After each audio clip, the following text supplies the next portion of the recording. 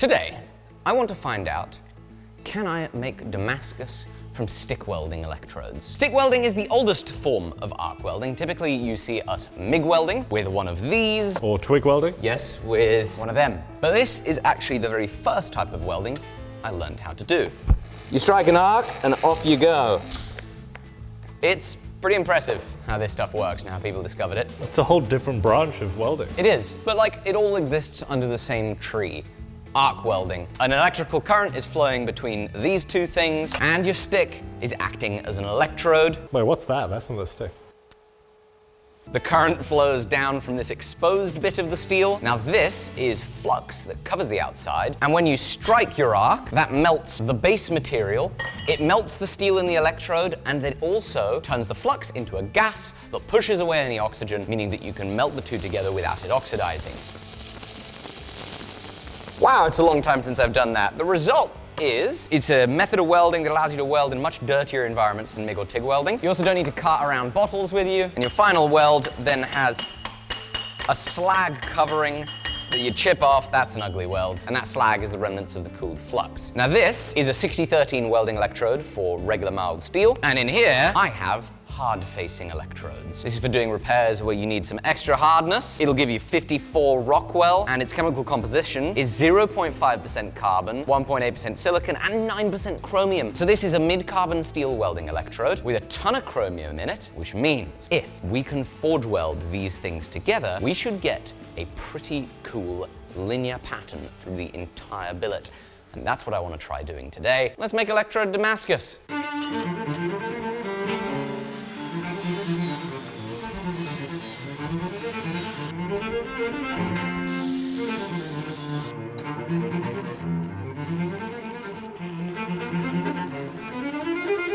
All right, now I've made up 2 cans because I want to make 2 billets. I want to make 1 billet where we've taken the flux off completely, and I want to make a second billet where we see what happens if we try and weld them together with all the flux on there. I don't know if it'll be possible for it to weld with all the flux on there. I think it's going to make a big puddle, but I want to see what happens. So I need to prepare the electrodes, they need to be cut to size, and some of them need the flux taken off.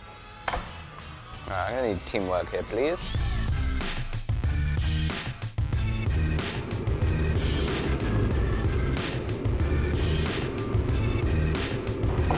Get in there. Oi, oi, oi. Good girl, yes. Secret ingredient. You're helping make a Damascus. Right, so this delightful billet, including all the flux inside of it, is ready to go in the forge. Now I have left many a blown through hole here on the end because I anticipate that the flux is gonna go molten and is going to want to dribble out. I would quite like for any liquid contents to dribble out, as opposed to having a hot, sticky mess explode at high speed. Speaking of hot, sticky messes we'd like to avoid, I'm going to cut down this fire brick so that I can hopefully protect the bottom of my forge. Here we go! You remember last week I asked you guys to send us pictures of your workshops and submit them into our Squarespace site? Well, you very kindly did, so let's dig into our favorites. Ooh, I like this. Small little knife-making shop in the garage. He's got a kiln, forge, a nice workflow between workbench, forge, leg vise, and presumably anvil. That's pretty sick. Oh my goodness. This is just organizational expertise. I don't think you could fit a single thing more in here. 5 monitors. That is so sick. This is one of the most beautiful and best organized workshops I think we could possibly see. Oh, this is a contender though. That's very beautiful. An adorable little milling machine. No, 2 of them. And what's best, the chair even has my touch mark on it. Thank you guys all for your submissions, and I hope that you go check out the Instagrams of my favorite 3 shops. Setting this up was super easy. It only took us about 15 minutes or so to build this web page on our Squarespace site. With Squarespace, you can sell your time using Squarespace scheduling. It's an amazingly powerful feature. And of course, you can sell unlimited physical or digital products. You can sell your own custom printed merch, and it'll integrate beautifully with your accounting software. So please go to squarespace.com/forge to see how easy it is to build a website with their countless drag and drop themes, because you'll get a 2-week free trial. And if you love it, code FORGE at checkout will get you 10% off your first purchase, which includes your domain purchase, of course. If you want to look this happy, you should use Squarespace. Welding together electrodes with flux, heat number 1. There's no dribble yet. Whoa, holy crap, that's super soft. There is so much dead space in there because of all the flux that it is not very solid. I was expecting that to feel much more solid on that first strike. Stuff is moving around a lot, clearly. All right, we've already broken open the box that is holding it, which means that we're now going to be getting a lot of oxidation inside our billet. That box did not last long. All right, I'm going to try and go a little bit gentler on this heat. Gently does it. I'm very surprised the flux hasn't come squirting out yet. I expected a very messy ordeal. It's still very soft. It's not feeling any harder. It really should be getting hard by now. Like, if this is welding, it shouldn't be moving that much. Not very promising so far. Okay, it is still soft. It will not get hard. Right, one more heat. Oh, bloody hell. It's melted the bricks in here. Come see this. I think the flux pouring out of the billet is just dissolving these fire bricks. I've never seen these bricks get so damaged. Yeah, it's not gonna happen. Let's let that cool down and cut it apart, see what it looks like on the inside. But in the meantime, let's stack up the next billet that won't have flux. Since I'm pretty confident this is an absolute no-go, I hope that this one works. Let's get this flux off. I've got an idea for efficiency. Hopefully this works.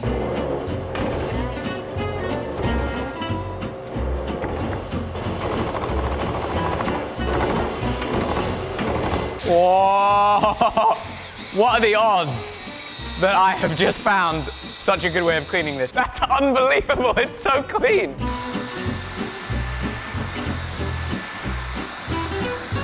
That's a 60-13. Take a handful of this. This is the hard facing.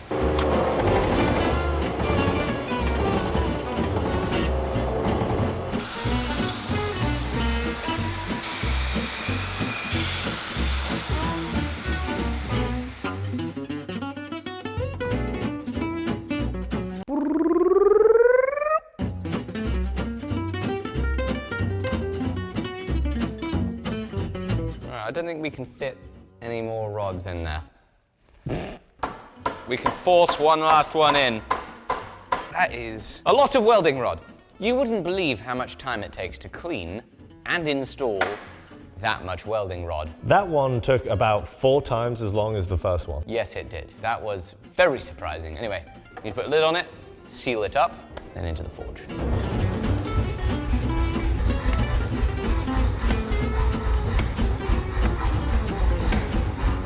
Oh, it's already easy to tell how much more dense this block is.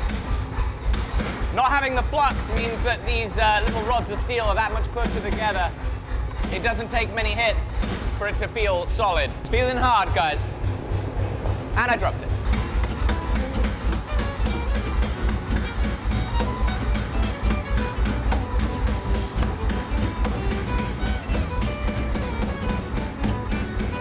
This is beginning to feel like a bit of steel.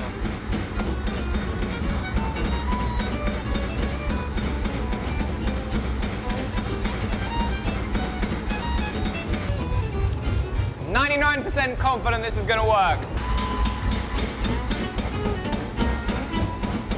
Easy peasy. So let it cool down, then cut into them. Fluxed electrodes, non-fluxed electrodes. Worth remembering, there is a jacket of mild steel still on them. But let's take some slices off this. Oh my God.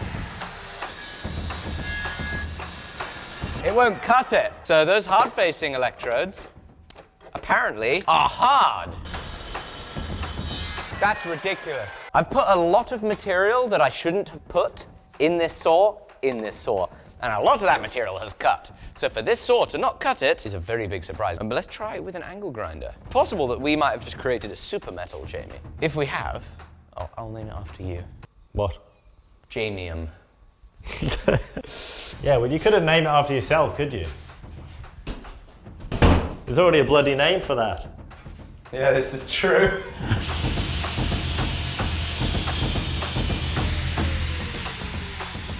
In case it explodes. Well, yeah, if that can't cut through it, there's a good chance that's going to blow up. Nah.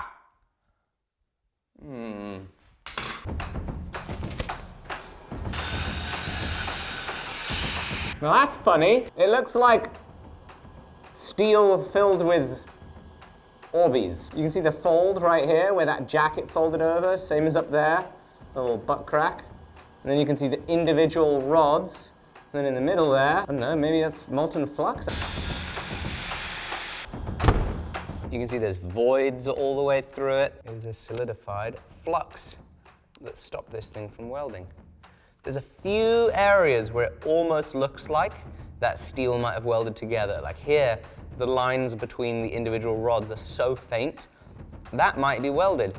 But here, that line is massive, it's thick. Same here.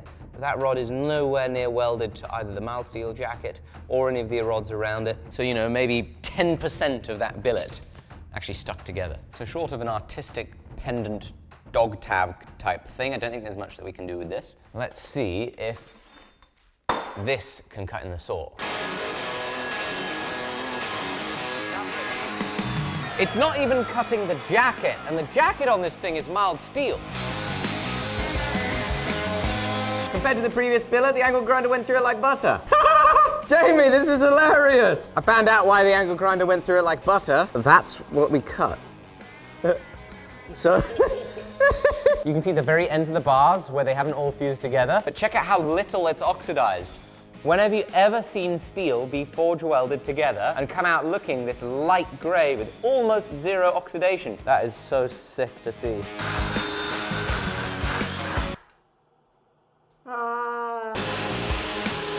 So we took our first slice off on the end and we are definitely down to solid material. It looks good. Then, on the other side, I again tried to take just the cap off. How sick is that? That is just so cool. I've never seen anything like it. All right, let's mill off the sides. Will she cut with a carbide face mill? Oh, now that's butter. That's all mild steel jacket though, right? Surely we've got to be through the mild steel now. But that's so confusing. Why does it respond perfectly fine to cutting here, but not fine to cutting on the carbide-tipped chop saw? I think you can see the different layers. Like right in here, you can see the shadows and the lines between the different layers. Can you see that? Yeah, see? Look, you can see it. I'm not making it up. The camera's seeing it. YouTube's seeing it. You're just not seeing it. Oh, yeah, no, I can see it now. See? Look at that. I think we can see the lines.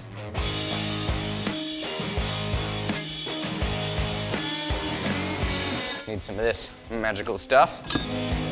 And this acid will hopefully reveal the pattern, if there will be one. Yeah, it's starting.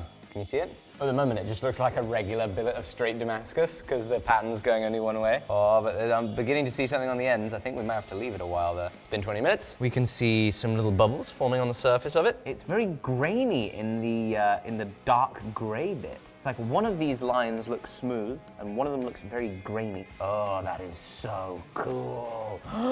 Jamie, and it's taken the shape of hexagons. It is wild to me that you can put a whole load of round rods inside of a can and then forge it square and they take on the shape of hexagons. That's so cool. All right, now we've got to make something from it. And I was thinking I was going to make a little knife from it, but now I see how cool that pattern is on the end. I want to make something that showcases that. And I'm running short on time, so I have 1 hour to make a belt buckle.